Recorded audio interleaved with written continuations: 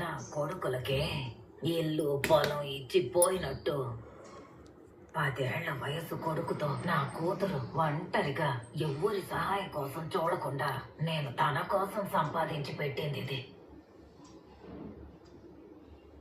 నాకు పెండ్లైనప్పుడు నేను పుట్టింటి నుంచి తీసుకొచ్చిన ఒకే ఒక్క స్త్రీధనం ఈ పాముల పట్నం. ఇది ఒత్తి ఆట కాదు. ఒక ఆడది ఎట్టా బతికి బట్ట కట్టాలో నేర్చుకోవాల్సిన రహస్యం.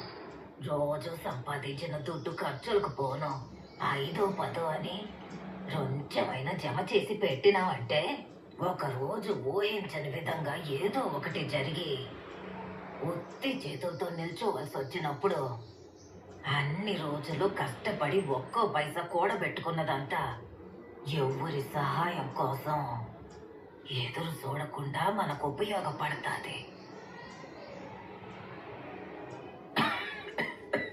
ఒక మనిషి సంతోషంగా ఉండడానికి దుడ్డు కావాలో లేదో నాకు తెలీదు, కానీ మర్యాదగా ఉండడానికి దుడ్డు కావాల్సిందే.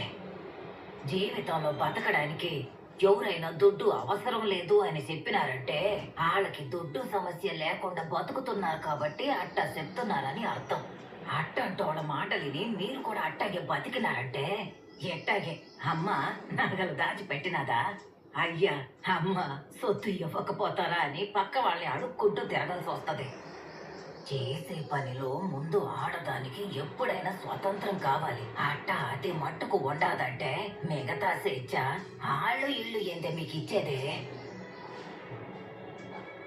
అట్ట మీరు గాని మారినారంటే 60 ఏళ్ల వయసులో నేను అర్థం చేసుకున్న స్వతంత్రం, 30 ఏళ్ల వయసులో నా కూతురుకు దొరికిన స్వతంత్రం, 15 ఏళ్ల వయసులో నా మనవరాలకి దక్కబోయే స్వతంత్రం, ఇక దానికి ఎప్పుడంటే ఒక కూతురు పుట్టినప్పుడు